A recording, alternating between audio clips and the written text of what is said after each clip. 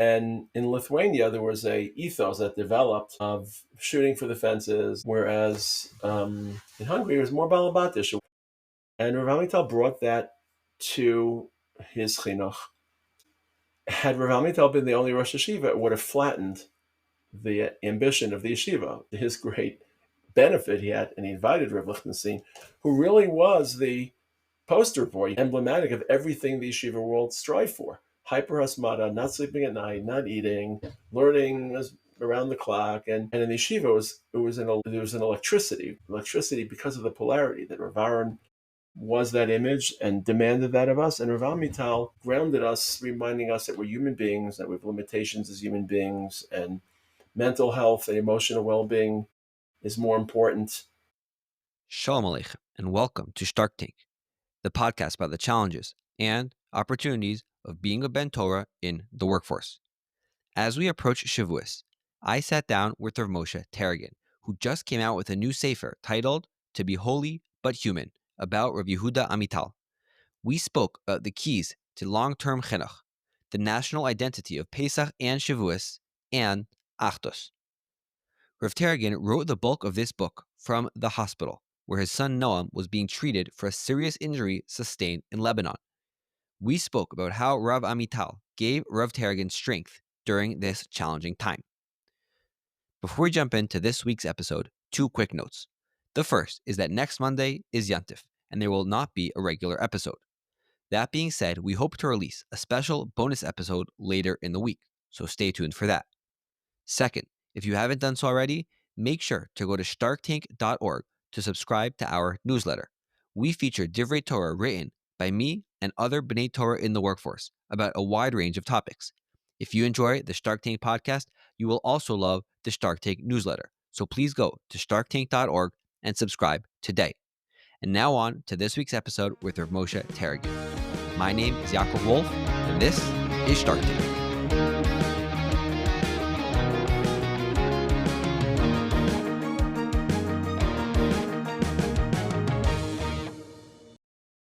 Rav Moshe Taragin, welcome back to Shtark Tank. Last time was before Shoshana. We had a great conversation with wonderful feedback, and we're so excited to have you back before a pre-Shavuos conversation.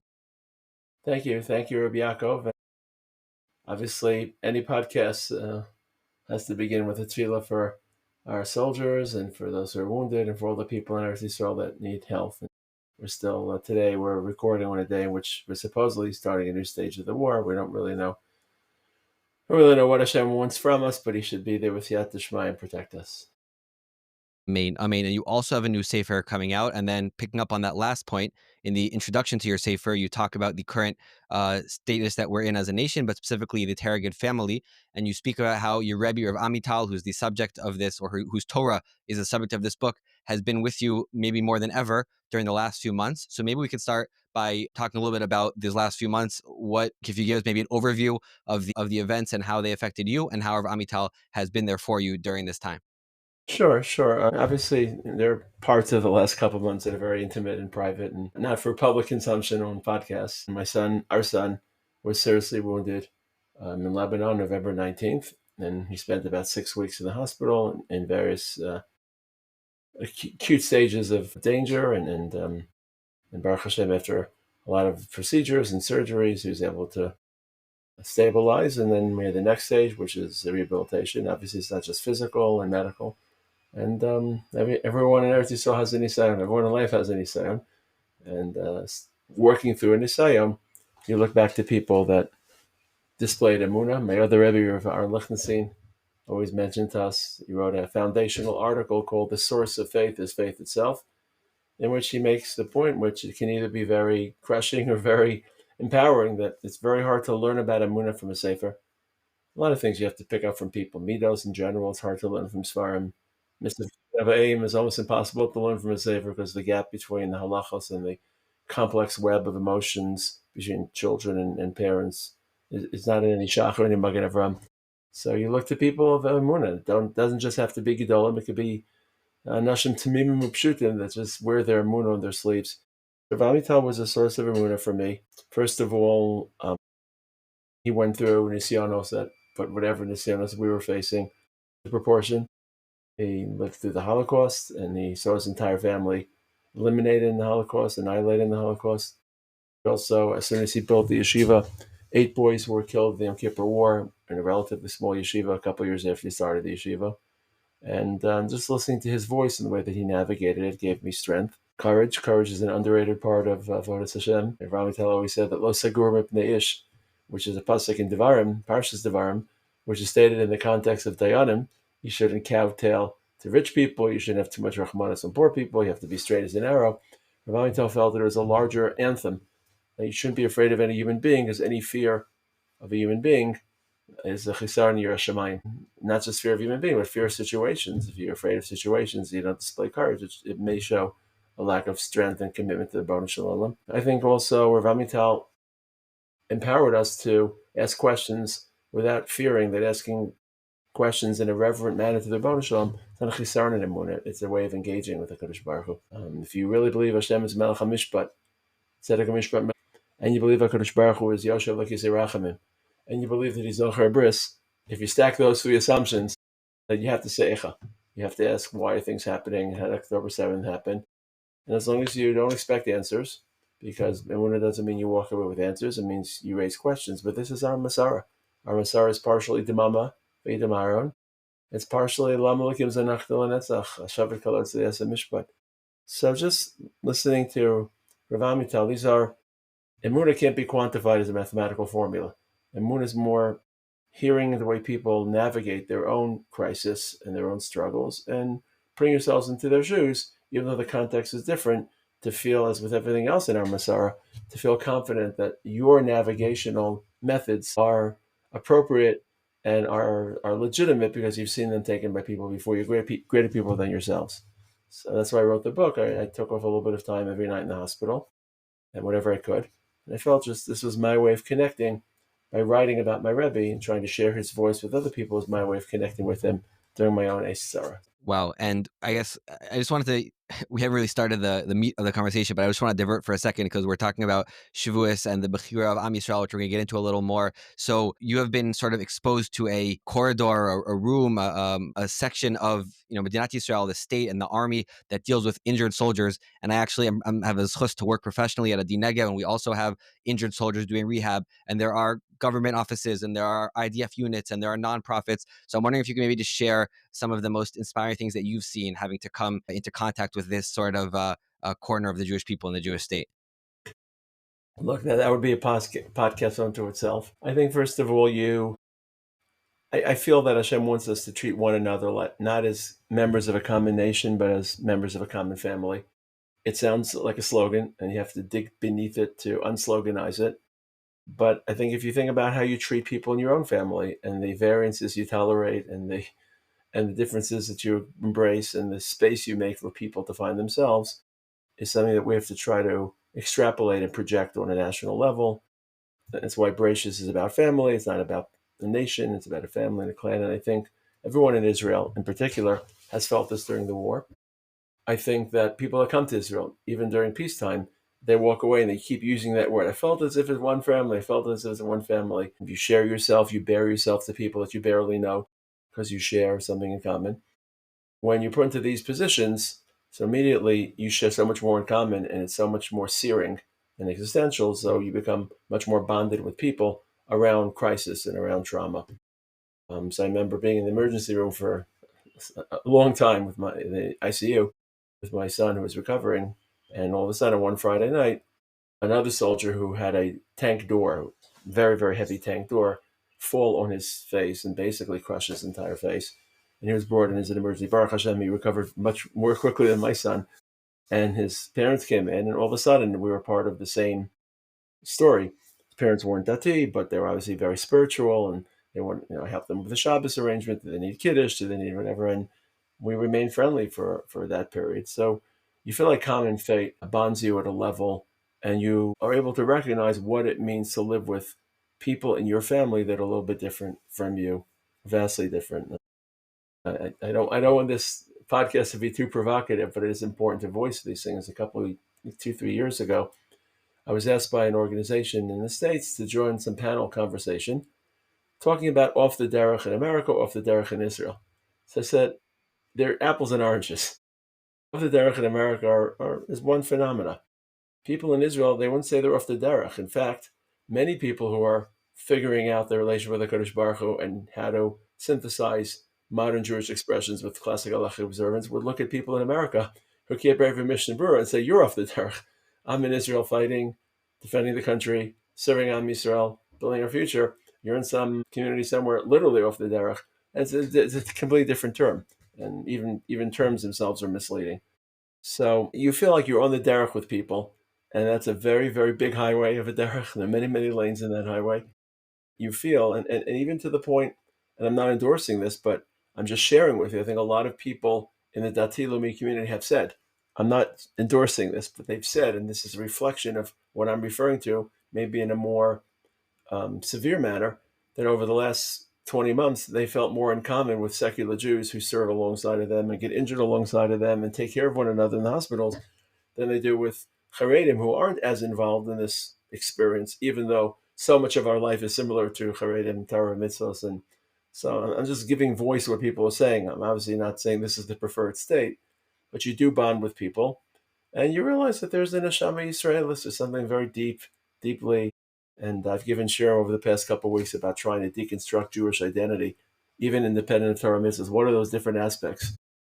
People, some of them believe deeply in prophecy and land, some don't, some feel close to you as a family. But you get to see a swath of Am Yisrael and to connect and to share with a swath of Am Yisrael that probably in most of our experiences we relegate to podcasts and we talk about them in theory. And then when you meet them and live with them, I think it affirms what we believe, that every single Jew in this country has something deeply nestled inside of them. It expresses itself differently. Sometimes it's completely muted. Sometimes it's anger. Sometimes it's vitriol. And I think it affirms the very hard decisions that people like ourselves make to be part of a community that maybe has to pay a price in Talmud Torah, certainly quantitatively and of course qualitatively, but compensates for that price through Avas Yisrael. And these are very, very gingerly articulated statements. And I imagine some people would disagree with that exchange. And some people would say that either the price of Talmud Torah and maybe Shmiras HaMitzvahs is too high to pay on behalf of Avas Yisrael, or my Avas Yisrael could be expressed by learning more Torah, keeping more mitzvahs, because that's what Am Yisrael needs. Or in a very, very harsh way, maybe I don't agree with this, but some would say those people aren't Jews anymore because they're not keeping Torah and mitzvahs, something that our community certainly doesn't believe in. So I think it brings this whole, what's the word I'm looking at, this prism of values, and the essentially reduces that to, do you want to live with your people and be engaged with your people and embrace your people and validate your people when they're different from you? And the price of that is exposure and encounter and serving in the army and not staying in the base medrash all day. It's very affirming that this is a choice that I feel validated by having made.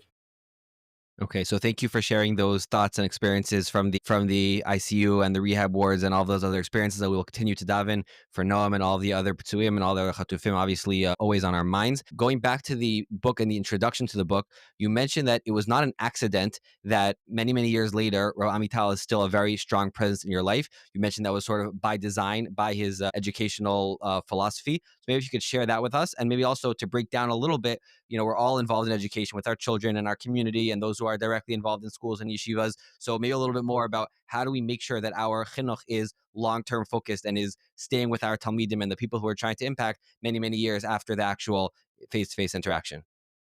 Whoa, very loaded question, very important question, and it bleeds far beyond the classroom, obviously, to look, it all starts with authenticity. Children, students can smell authenticity and they can smell fakery. And it's very easy to be manipulative, either overtly or unwittingly, and to project yourself as an image of a heroic image for people to look up to.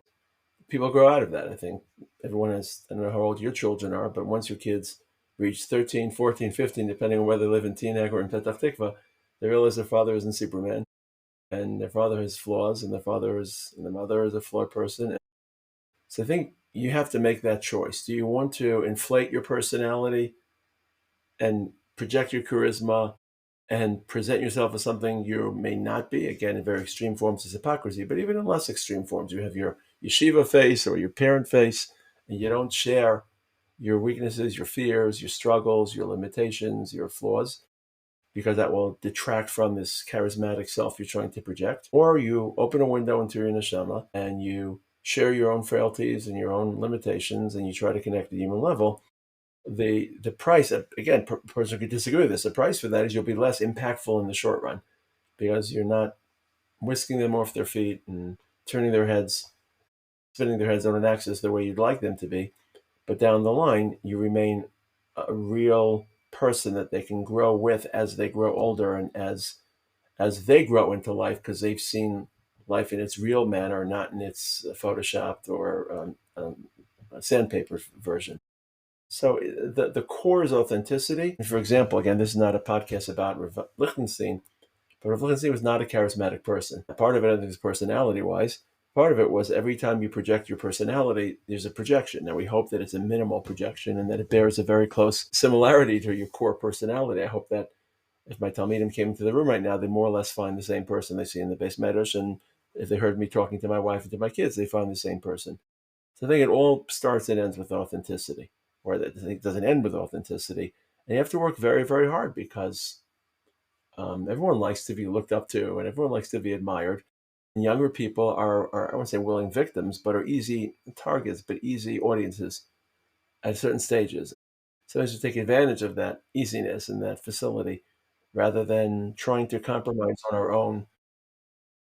I think to break it down, and I've been in education for a while, there are two types of people in this world. There are takers and givers. And you know that the people that like to take and people that like to give. And education can sometimes attract people that are takers because you're taking attention and you're taking honor and you're taking, even if it's not self-serving, you're taking the very least submission. The fact that a Talmud submits to your will, even if it's selfless, you get a certain gratitude. And it's always important as a parent and as a teacher to try to be a giver, to try to force yourself, what can I give? What can I give? How selfless, how altruistic. Easier said than done, but it's the odyssey of a lifetime. With regard to students at younger ages, try to speak about issues beyond 18, 19. It's easy to slam your fist and to force them to learn that extra hour at night and focus on what it takes to be successful at the age of 19. But then your message ends when they're 20 or 21. It's important not to be too advanced in your messages, also to relate to what it means to be 19 and 20. So you have to very carefully calibrate between the messages. Sometimes I'll tell a Talmud, I'll say, this is not something you're capable of fully appreciating now, but I want to plant the seed in your mind so that in 10 years, there'll be an awakening. In 10 years, when you hit that bump in the road or you hit that mile marker, all of a sudden there'll be some echo in your imagination. And boys have told me, yes, I didn't understand it when I was 18, 19, but when I hit it as a father, when I hit it as a professional, it started to emerge with greater meaning. You want to think about long-term growth when you try to train students and kids, and what type of short-term compromises are you willing to take and give in to certain things, because down the line, like I know, for example, just to put into the classroom setting that I'm involved with on a daily basis, I've learned about the irregularities that haunt Shana Aleph boys' schedules. There's an irregularity called crash and burn, where they'll have a great week and then 2 horrible weeks afterwards, they won't show up. Or they'll have a crisis. And I say, you know what, after 2 years, or in their second year, it's all going to iron itself out anyway.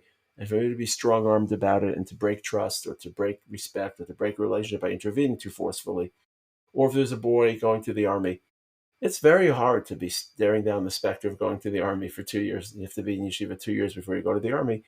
And I know that many boys just don't have the maturity to be able to juggle both the imposing specter of the army and full Gemara learning or full Asmada, or vice versa, or not vice versa. Alternatively, maybe boys who are just not mature enough in general to handle religious sincerity, but I know the army will make a man out of them and will help them grow quickly.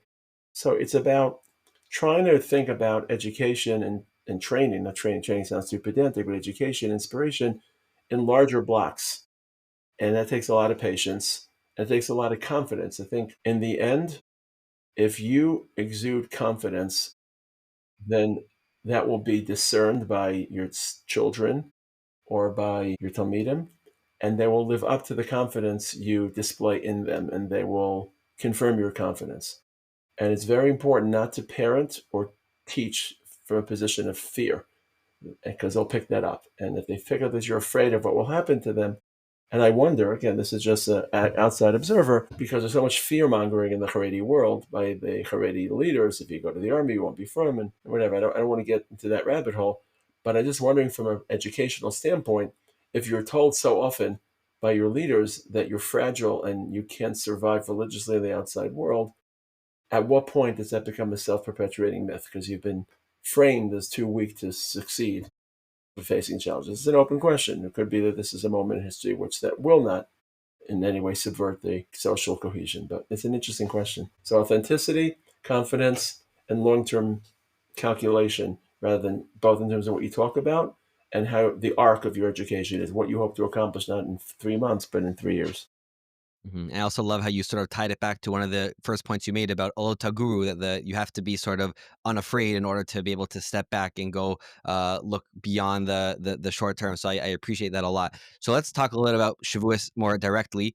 So Shavuos is obviously the Chag of Matan Torah, and obviously in Yeshiva is a big celebration around Talmud Torah. But there's also another aspect which is a little bit less talked about in the Beis Medrash, when we're all focused on our Tosfosim and in the best way, which is the idea of Bechirah Yisrael. And Rav Amital, as you write about in the book, was very much into taking a broader historical perspective and a global perspective on who we are as a nation and our historical mission. So can we talk a little bit about what we should be celebrating when it comes to Bechirah Yisrael and Ma'amad Har Sinai as we prepare for Chag HaShavuos? Okay. Look, it's an extremely loaded question. It's an important question. I'm happy to discuss it in the framework of Shavuos, but essentially the question is there a Pesach once Shavuos happens? Namely, Pesach is the birth of our nation. There's no mitzvahs, more or less. There's a few select mitzvahs, but there's a nationhood that's runs through Sefer Bereshis, that runs through the beginning of Sefer Shmos, before Kol Asher Diber Hashem Na'aseh V'Nishma. And the big question is, Hashem says, Malchusai, and we say Kol Asher Diber Hashem Na'aseh V'Nishma, is there Jewish identity outside of Torah mitzvahs? That's really your question. That's been debated for many years. Taragin famously says in his Emunah videos, Ein Uma Seinu Uma El B'Torah Seinu, which if taken literally, doesn't have to be taken literally, means without Torah mitzvahs you're not a Jew. Hasidus did not say that. There's a famous part of the Tzidkas HaTzadik which was censored out, which he says, Ikar Yadus Hashem Nikra Yehudi, if you're called a Jew. That means if you identify as a Jew. And to a degree, like I alluded to before, there's so much about the Haredi, non-Haredi issue now beyond just serving in the army. There's deep ideological differences. You have to learn, I think, sometimes the second you say Haredi, it all becomes, do you serve, do you not serve? I think that people in our community that serve feel that not just the decision not to serve, but the statements that are demeaning to soldiers, demeaning to, they're not really doing anything, we're protecting you, we're going to leave the country. And our immediate retort is, it's a Chil Hashem. Don't you realize that you're causing bad vibes and you're causing people to react negatively? Now, what would an intelligent Haredi person say? Like if an intelligent Haredi person won this podcast, there were 3 windows, not 2 windows. What would they say? So there are many answers to that question of Chil Hashem. But one answer, and this is the answer that's most germane to your question, is who's a Jew? And should I, assuming if you take Rav Taragin position to the extreme, if you're no longer observing Torah mitzvahs, you may not be Jewish in that view. And therefore, why should I, a Haredi Jew, calibrate my decision about how much Torah to learn based on the response of a person that isn't Jewish anymore? And if you take it to its extreme, may not even make it to Mashiach, just like in Mitzrayim, 80% of the Jews perished. There's some people who take that medrash literally and apply it to our current process. Only 80% of the Jews, you and me, and everyone else who's Dati will make it, but not everyone else. So it's just like we all agree that whatever response our war in Gaza is eliciting from anti-Semites shouldn't dictate how we should respond, because they're off. They hate us. So again, it's very different, obviously. So I believe that there is, and Rav Amital in many levels implied it and spoke about it. Without getting into the weeds, I'll just give 4 or 5 different components of what Jewish identity means. And it's important to us because I think part of being an Oved Hashem is being a good Jew. Like when I interview boys for yeshiva, so one of the trick questions I would ask them is, who's the best Jew you've ever met or read about? And then I wait a second and let their mind start thinking. And I say, who isn't from, who isn't observant? And I want them to be able to disassociate Jewish identity from religious expression, because And for thousands of years, this question didn't exist because there really wasn't any Jewish expression outside. So I think moral spirit, believing that you have a moral message, you should act in an ethical manner. Even atheists who are Jews believe that. I think the notion that Jews should be separate and have our own culture and have our own language. Think about the Yiddish theater at the end of the 19th century, 20th century. These were Yiddish theater, Yiddish literature composed by people who by and large weren't Shomer Torah mitzvahs, but they felt that we have to retain our Jewish cultural insularity and cultural distinctiveness. I think there are many Jews today in Israel, in particular, but not just, who believe in the fact that we have a unique destiny that can only be achieved in this land, and that destiny was prophesied in the Tanakh by Hashem. So the prophecies of Tanakh are compelling to them. The mitzvahs of Tanakh, or Parshas Kedoshim, or less. I think they're called in Israel traditional Jews and Masorti Jews. I don't like that name because most people from Western culture associate the term traditional Jews with 1950s Jews in the Midwest who drive to Shul on Shabbos. I call them biblical Jews, Jews who are part of the Bible, they believe in the Bible, prophecy of the Bible, the destiny of the Bible, the land of the Bible. The mitzvahs of the Bible right now are not. And then I think there's many Jews in Israel who believe in Shema Yisrael, Hashem Elokeinu, Hashem Echad, Kabbalas Malchus Shamayim. They're the Lubavitcher Rebbe Jews and the Shema Yisrael Jews and the Tefillin Jews, but Taryag Mitzvah Shamarti is not something they're capable of right now. So I think Rav Amital, he didn't describe each of these components, but his message was certainly that there is Jewish expression that is valid outside of Torah mitzvahs, and that's for the listeners in Chutz La'aretz who sometimes underappreciate the challenge of living in Eretz Yisrael. That's the challenge of living in Eretz Yisrael in a nutshell, because in Chutz La'aretz, Jewish identity, more or less, for Orthodox Jews is binary. Either you're from or you're not really Jewish in the Orthodox enclaves. Whereas people like you and I in our community, we're working at trying to create an orthodoxy that's loyal to our Masorah, but that's also incorporating elements that we never had to deal with, and that many Jews are expressing independent of Torah mitzvahs, and we're validating those expressions. So for adult minds, we're able to operate on two different frequencies. They're valid, but the full picture is Torah mitzvahs.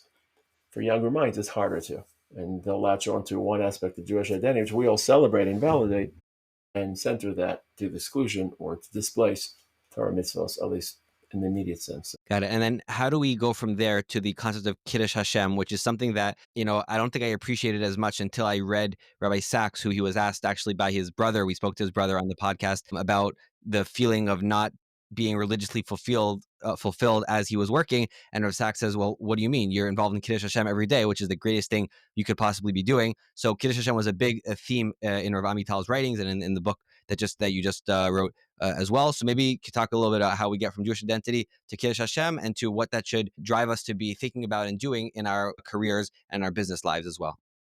Look, it seems like Rabbi Sachs addressed one layer of Kiddush Hashem. I don't think Rav Amital dramatically altered that layer, but there's another layer which he did dramatically alter. So let me frame it in psukim. There are two psukim that create a mitzvah of Kiddush Hashem. We'll talk about the experience of Kiddush Hashem. One is the pasuk of V'yaftas Hashem Elokecha, Rabbi Kiva's drasha. The other pasuk happens to be in the parsha we read yesterday, Parsha Zemar, when we're recording this. It's May 18th. The 18th, yeah. When we're recording this is Lo Sechalo Shem Kachi V'nikdashti B'Soch B'nei Yisrael. Now, there are many differences between these two psukim, but the primary difference, the foundational difference, is V'haftas Hashem Elokecha speaks to an individual, to you and me. V'hafta B'chol lebavcha B'chol nafshecha B'chol miyodecha. Whereas the pasuk in Emor speaks to a klal. Now, the difference between a yachid and a klal is not just quantitative. It's a different arena of Kiddush Hashem. So the Kiddush Hashem that you're referring to, which is probably most germane to your listeners when they go to work, to act properly, not to cheat, to be honest, to be hardworking, to be kind to other people. And of course, that's just one part of the spectrum on individual Kiddush Hashem. The furthest extreme of that spectrum is Rabbi Akiva, to be most nafshal Kiddush Hashem, which is a individual singular act. And of course, on this spectrum is Evan Mitzvah. I believe that Kiddush Hashem, this is important for the listeners to hear, Kiddush Hashem has two stages, even imagine two different theaters of Kiddush Hashem. We're discussing one theater, the private theater. In a moment, we'll get to the National Historical Theater. But even in the private theater, there are two stages. There's the front stage, where people see, the world can see how you behave at work, how you behave at a sporting event. And then there's the backstage. So if you open a Black Gemara, you're bringing Hashem's presence into this world. Kiddush Hashem means augmenting Hashem's presence, period. Now there's the public discernible part of Kiddush Hashem, workplace, public settings. Then there's the private part. So every Blat Gemara you learned, every mitzvah you perform is Mekadesh Shem Shemayim, because we bring Hashem's presence to this world. And that's a point which I don't think is stressed enough. And I think Kiddush Hashem is our entire life. Basically, every mitzvah you perform and every good deed you perform in public is bringing Hashem's presence. Kiddush Hashem is not an act of bravery and you stand tall for Hashem's presence in public like Rabbi Kiva. It means bringing Hashem's Shechina. Hashem's presence in a cosmic level doesn't need a place. Hashem is Makom Shel Olam, so it's not dependent upon anyone's action or decision. But in this world, His presence is completely a function of whether we bring Him into this world or not. Completely. So Kiddush Hashem is bring Hashem into this world. That's something I just more or less articulated what you shared in the name of Rabbi Sachs and his brother, maybe in slightly different language. But then it's Parshas Emor. And Parshas Emor doesn't just mean a minion of people learning Torah or a minion of people acting nicely in public. Parshas Emor means V'nikdashti b'soch b'nei Yisrael. The Jewish people have a historical arc that unfolds. And here's the point. There are 2 points to this. It's crucial to understand each of them. This is how Rav Amital revolutionized my view of Kiddush Hashem. Number one, as the state of the Jewish people rises, the presence of Hashem augments. As the state of the Jewish people declines, Hashem's presence is diminished. So it's about the rise and fall of the Jewish people, which is a very different metric than for individuals. Individuals is actions. Jewish people, it's the state. Where are we as a people? And now we have a state with a big S and a small s, and that state can be monitored. And the bigger Chiddush Rav Amital introduced us to is that the yardsticks for the rise and fall, the measurements, the metrics for the rise and fall are not just religious and spiritual. They're also what type of democracy are we building? What type of society have we established? Are we economically successful? Militarily, are we successful? So as the state of Israel prospers, that's a Kiddush Hashem. And as the state of Israel, as a representation of the Jewish people, declines, that's a Chil Hashem. And for Rav Amital, the Holocaust was a Chil Hashem, because an attack on the Jewish people, even though we didn't have a state that was attacked, it wasn't an organic container of the Jewish people, but it was clearly an attack upon the Jewish people. Hitler had lists of 300 Jews in Albania in his bunker. So his designs weren't just Hungary, Poland, and France. His designs were worldwide Jewish extermination. That was a Chil Hashem. For Rav Amital, that Chil Hashem demanded some offsetting Kiddush Hashem, which was the birth of the state of Israel. Not to create any moral or historical equivalency, but Hashem almost had to respond. And he quoted Prakim in Tanakh. So that was the thing with Rav Amital's major, to broaden Kiddush Hashem and Chil Hashem and give it a historical national arena or framing, and to highlight that the rise of the Jewish people isn't just measured in spiritual and religious terms. And that's, again, at the core of our communal identity. That's why we're involved in the broader state of Israel, in a way that we don't have to immediately tie everything back to religion. Well, I'm going to go out and, in your case, help injured soldiers because it will speak positively about religious people. No, you want to help injured soldiers, aside from the chesed, because you want the state of Israel, the state of our people, the land of Israel, to be in a better place. Now, in your case, obviously, there's a very distinct moral element. You're performing a chesed. But let's say you were going out, I don't know, and drilling for oil, or you were going out and becoming a lawyer, a corporate lawyer, or you were going out and building roads and infrastructure, in which the direct chesed component was less pronounced. That's still advancing the infrastructure of our people, the fate, the condition of our people. That's a Kiddush Hashem, regardless of how you act as an individual, because you're contributing to the people of Israel and their state's advance in history. And I guess that is very inspiring to anyone who has the zchus to be doing, as you refer to, any type of quote unquote menial job in this country as part of this amazing, miraculous, national project here in Israel. What would the implications be for someone who's not in Israel behind these broader, more national ideas? I guess besides for an extra kick to consider Aliyah even more strongly, are there other things that listeners or in Chutz La'aretz can take from that broader Klal Kiddush Hashem perspective and apply in their own lives? First of all, so much of this struggle that we're in, I don't just mean the acute moments of the struggle, even the struggle just to build our land, is just how you frame it, and whether it's part of your avodas Hashem and how you celebrate the successes of our state of Israel.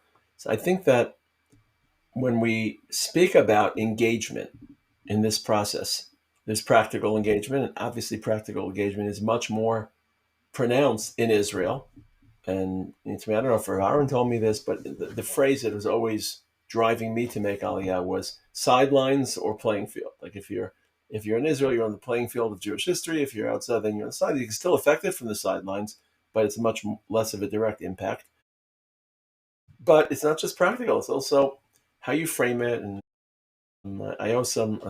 Maybe she'll listen to this podcast. But a woman contacted me 2 weeks ago. Her son is in a yeshiva in America, and he's learning very nicely. But this whole Israel thing just doesn't register to him. It's a waste of time. So she wanted me just to give him some feedback and information. I haven't gotten around to it yet, but the feedback is just to meet people. I don't think that boy has met enough people in Chutz La'aretz for whom Eretz Yisrael is not politics, it's not ideology, and it's not a flag, and it's not a parade. On today's Israel Day parade, so all the people are marching Baruch Hashem, good Jewish pride.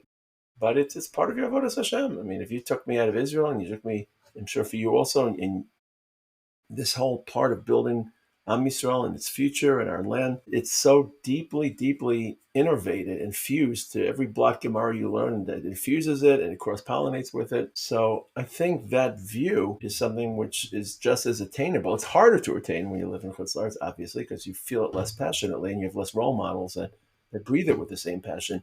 But in theory, it's an orientation and a mentality that's non-geographic, geographically independent. And to feel that you are part of history and you're living this moment of history. And it should color when you come to Israel. I've been telling people very frequently about how they should plan their trips. I'm not a travel agent, but to try to thread a visit to Har Herzl with every trip, to make sure that you always are at Har Herzl, you're always at the Kotel, you're always at, just to change the tone of your trips. I think Israel became a jet-setting destination for Yom Tov, and the big question was 2 days or 1 day. I think right now Israel is no longer a 2-day, 1-day issue. It's a larger, not that people shouldn't have to make the halachic decision, but it's a historical journey. And I think people should land in Israel now with a whole different mindset of what they plan to do in Israel, how they feel when they land. People are complaining about how hard it is to get tickets to Eretz Yisrael now. Now that I wish that people could come as quickly and as easily as possible, but I think it's a good thing at some level that it's not as easy to get to Israel as it was in the past. And that means that there's a pilgrimage like your grandparents took by boats and on foot. So if this is what you have to do, spend an extra $1,000 to come, maybe it'll change your tonality about arriving in Israel.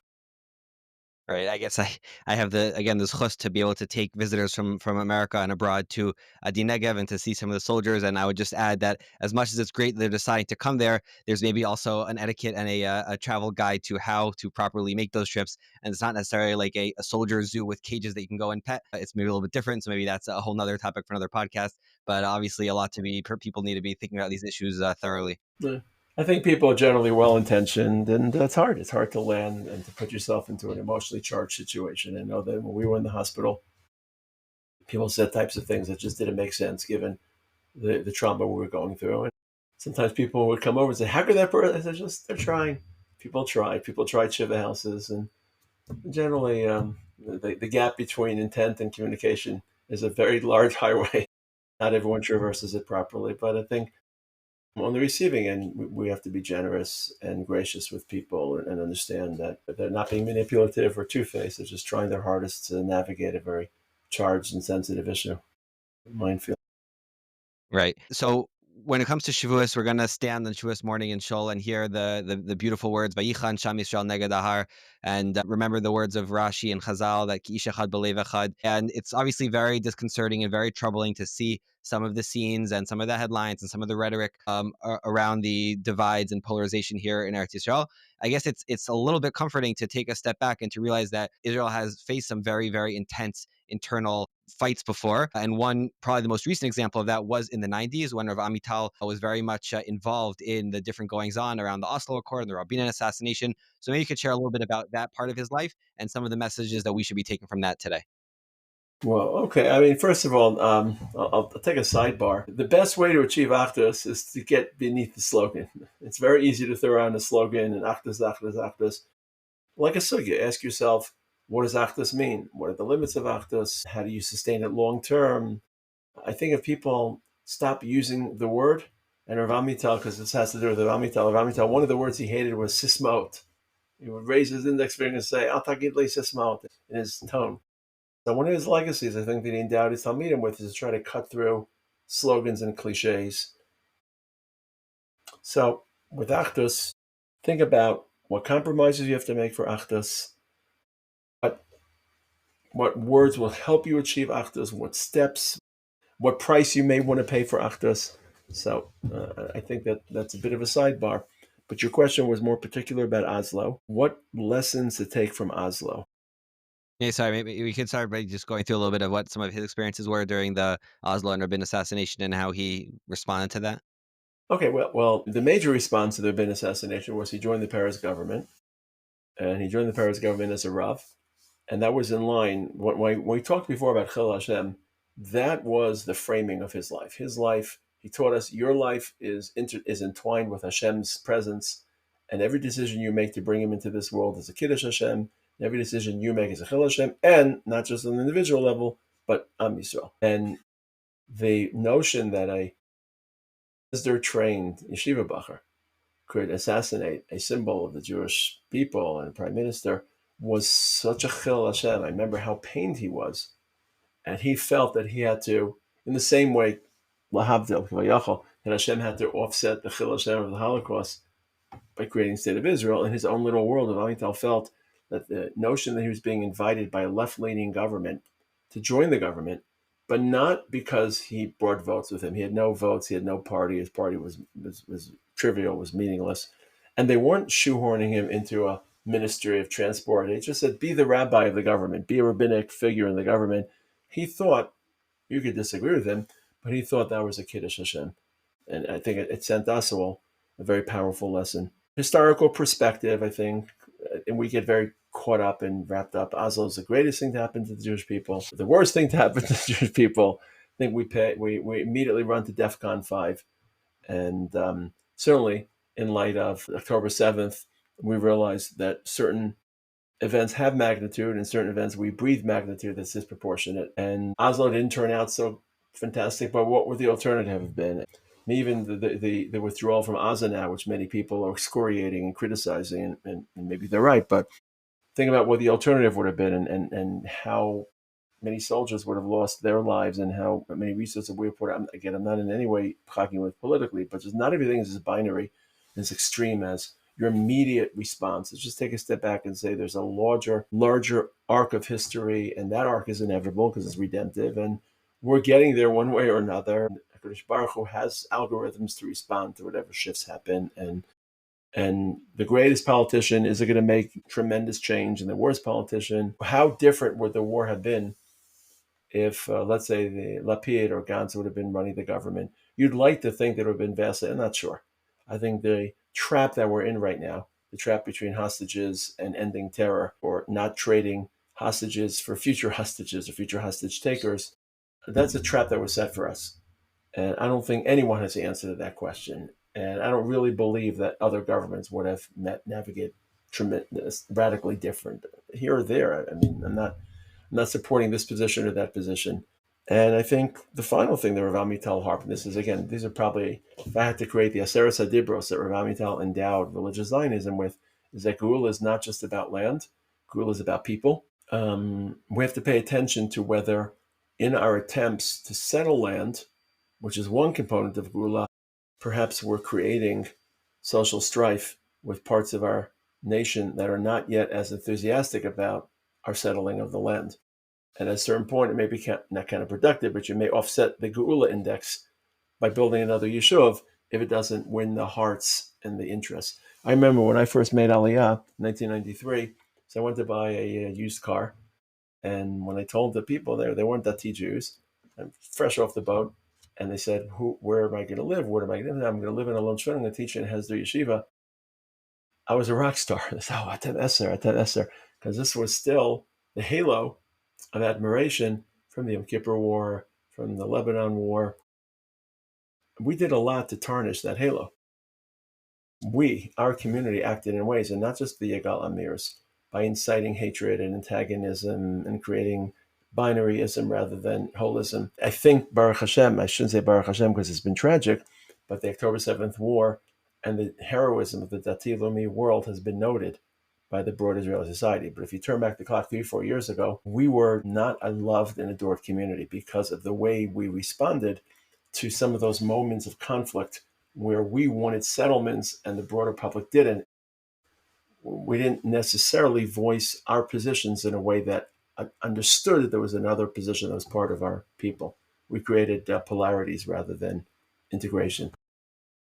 For Rav Amital, that was always on his mind. It's not just the next yeshuv. Ironically, he built the most stable settlement in Gush, probably more than any of the other settlements, but I think that was his point, that facts on the ground and consensus is what builds settlements, not just building a tower and building a fence. Okay, the last thing I wanted to talk about was a very fascinating part of the book. The last time we spoke about the fact that for all the wonderful, beautiful successes of the yeshiva world, that same ideology of idealizing and putting on a pedestal like the Bechirah and the Chachamim, it creates a challenge for those of us who start in yeshiva and then end up in the workforce. And Rav Amital, you write about his Hungarian upbringing, and he really had a completely different take on that whole entire dynamic. So I'm wondering if you could share that with us. Well, okay. That's a question for the beginning of a podcast. Look, Hungary and Lithuania were very different. Before I say that statement, part of what Rav Amital did for us, and Rav Aaron, but more so Rav Amital, the first part of the book is stories. And I think that's the part that I really think is more distinct, because he conveyed a lot of his ideas in stories, and stories are much more powerful and compelling because they're not ideas that you have to translate into your world. And so those where we translate into our own worlds, we shadow box, trick ourselves that this is really the message of the story, when the story is otherwise. I tell a famous story about a Gvir in the shtetl who was very stingy, didn't give tzedakah. So all the people in town decided to invite the famous Maggid to give a pre-Yom Kippur shmooze to see if they could coax him into being more generous. So the long-awaited day came, and the Maggid came, and they sat the Gvir in the front row, and the Maggid got up and gave a fire and brimstone talk about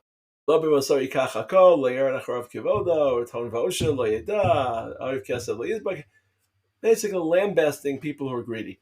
And everyone in the shtetl is looking at the Gvir, hoping that he's taking it all in. He's beaming from ear to ear. They're so excited because he's taking it all in. So they realize he's going to dole out more tzedakah. After the shmooze is over, the Gvir goes over to the Maggid. He gives him a big hug and he says, "Thank you so much for giving that shmooze. All the people in town, all they do all day is complain that I don't give them enough money for tzedakah. Now they'll realize that money is fleeting and money is temporary, and they'll stop complaining." So people hear what you want to hear. Stories are actual live accounts of how people behave in a certain context, and they're much, much, much, much more compelling. So, but the implicit message that I took from Rav Amital's stories is all the stories were about Yankel and Mendel and the shtetl. They're shtetl stories. And they were clearly stories from a different time in a different place, a simpler time, a purer time, and people had less to process, and the world was less complex and confusing than it is today. And he brought us back to Europe through those stories. But part of it was he also gave us perspective. I think a lot of people today, they remap the state of Torah or the state of yeshivos in 2025. That's what it was in 1925, or that's what it was in 1825. And certainly that's the Haredi voice, because Haredi believe that, and they are hyper-preserving exactly the reality that existed in Poland or White Russia. And our position is that the world has moved. The goalposts have shifted, right? I mean, secular Zionists are no longer Ben Gurion who wants to empty from Jews of their religion. It's just a different reality. They're fighting yesterday's battles, yesterday's wars. So the stories were very powerful. It took us back to Europe. It took us back to Hungary. And in Lithuania, there was a ethos that developed of shooting for the fences and swinging for the fences, and who's the biggest gadol, and who's the biggest masmid, and who's the most brilliant Gaon, and who can compete with a rocket shover, and who can write the next sefer. And as you alluded to before, it creates greatness and aspirationalism and ambition, but it also can toy with mental health, even amongst the people that are driven. And of course, it excludes people that aren't in that A-list category. Whereas in Hungary, it was more balabatish. Hungary didn't have this supercharged yeshiva movement on steroids. There wasn't yeshivas competing with one another. There really was competition in Europe. It wasn't cutthroat competition, but it was competition. The Alter Slobodka, who we all consecrate as the great figure of the old yeshiva movement, he would actively recruit boys away from their yeshiva.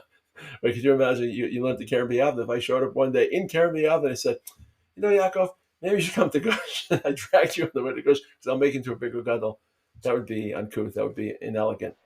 That's what the elders put. In Hungary, in part because it was more homogenous, because everything in Hungary started and ended with the Chasam Sofer. So everyone in Hungary in the 19th and 20th century was either a Talmud or a child or a grandchild of Chasam Sofer. And sometimes blood is thicker than water. So when you all have that one common Rebbe, that one common figurehead, and I feel this in Gush because there were such statured people that taught us all. So there's less ego. We feel we all share the same DNA. And for a range of reasons, the yeshiva ambition, it was a celebration of Balabatim. They're probably closer to Western Europe, so they had more to do commercially than White Russia, which was left behind, and they were impoverished and poor as field mouse. For whatever reason, the ethos of Hungary was Balabat. There was also more Hasidic influence. Obviously, in Hasidus is a whole different frequency than the hyper-Litvische Talmud Torah only approach of that world. And Rav Amital brought that to his chinuch, and he brought that into the yeshiva. And had Rav Amital been the only Rosh Yeshiva, it would have flattened the ambition of the yeshiva. To his great privilege, or to his great benefit, he had, and he invited Rav Lichtenstein, who really was the poster boy, you could say, emblematic of everything the yeshiva world strive for. Hyper hasmada, not sleeping at night, not eating, learning around the clock. And in the yeshiva, there was an electricity because of the polarity that Rav Aaron was that image and demanded that of us. And Rav Amital grounded us, reminding us that we're human beings, that we have limitations as human beings, and mental health and emotional well-being is more important. One of the, either, again, if anyone's reading the book, focus on the stories, because each of these stories is seminal. But Rav Amital showed up to the bris of a Haredi family member, and they named the boy Yaakov. And at the speeches, they said, Yankel Eloi, Yankel Eloi, Yankel Eloi.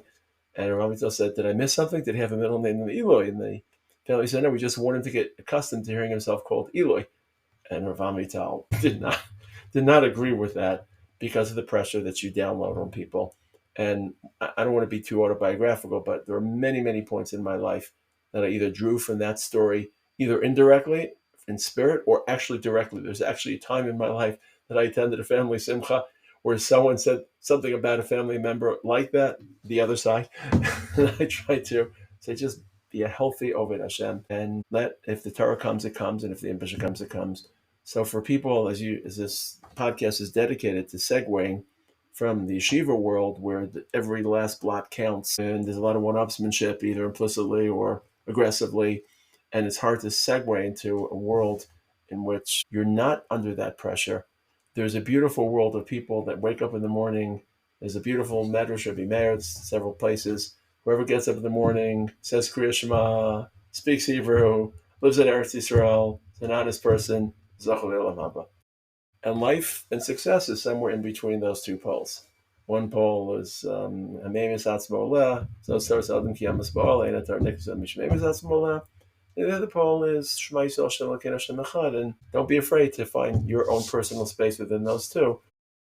Ashrei, I feel fortunate because I had those two voices in such loud, amplified fashion, and they each gave me the comfort zone that I could be successful either way I choose, because I saw such gedolim being successful in those two pathways. That is very beautiful, and I highly recommend the readers to check out, especially that chapter, especially readers who enjoy a good bar of chocolate from time to time. They will especially enjoy the chapter about Yankel the Eloi, and so we're going to leave the links in the show notes, and everyone can go check that out. So we're out of time. We're going to do a quick rapid fire. Rabbi Taragin, it's Shabbos afternoons in the summer when you have a little bit of extra time. What do you like to spend your time on? Nothing glorious. I'm exhausted by the time Shabbos comes. And as a Rebbe in yeshiva, I work Friday nights also. My Shabbos isn't one day for me. So really and then Shabbos night comes and I have to clean up from Shabbos, which takes a while. Thank God we have a lot of grandchildren. And so the only window that I have to myself without anyone needing me is pretty much from 2:30 till Mincha 6, those 2.5 hours, 3.5 hours, Shabbos afternoon, that I'm just not on duty. So basically catching up on the sleep that I've missed. Reading, I like to read something a little different just to open my mind to other books.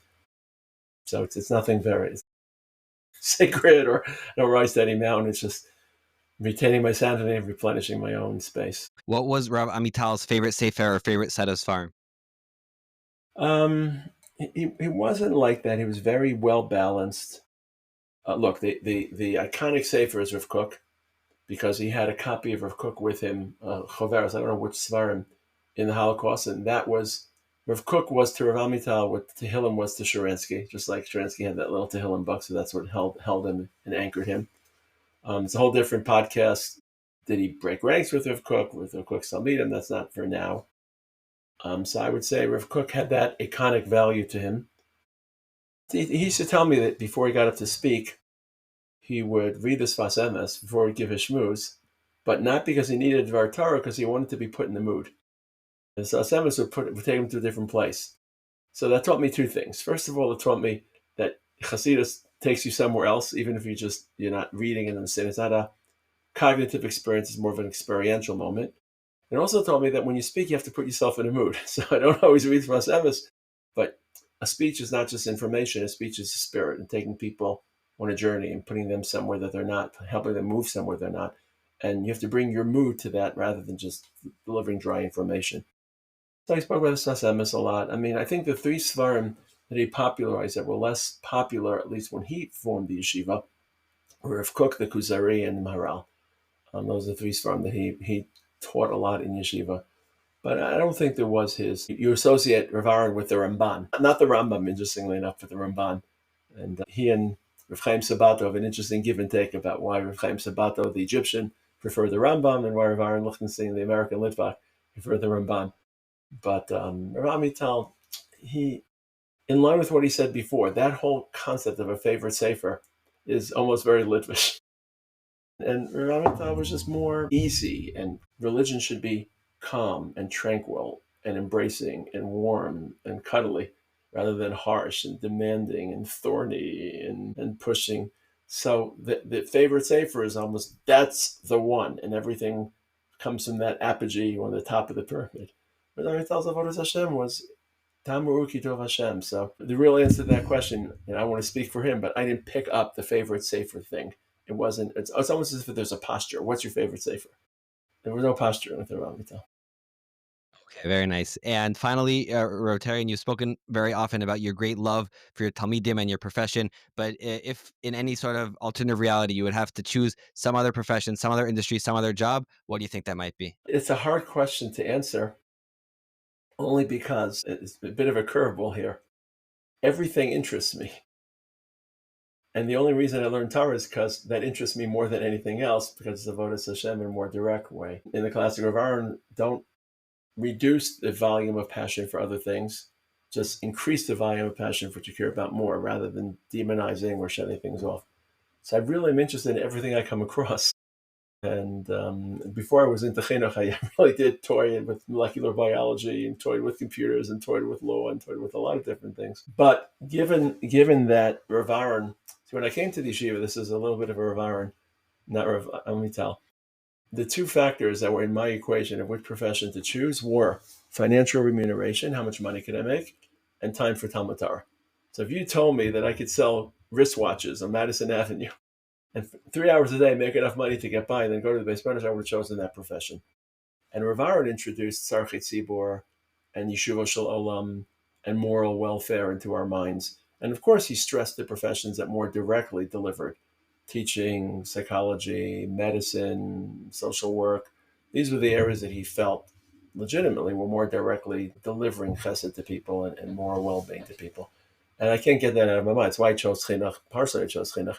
So I don't think I'd be able to survive in a capacity where I didn't feel I was giving and helping. So which of those fields would it be? Medicine? Would it be psychology? Would it be, I don't know what it would be, but it would be hard for me. But if you took the moral component out of it, and it was a purely intellectual decision, what intrigued me, I'd maybe take a hat, put every single profession into the hat and just pick one out, because everything would interest me. Okay, right, Taragin, thank you so much for joining us. Wishing you a continued atzlacha and continued strength to you and the entire family, and wishing you a Chag Shavuot Sameach. Thank you. Atzlacha to you and helping people make the transition. And most importantly, everything people get from this podcast and from you and from other podcasts should be service for Am Yisrael. And we should always keep in mind, beyond our little space, whatever that little space is, there's a larger story happening. And as much as we can, to be part of that larger story. Bye, Latov.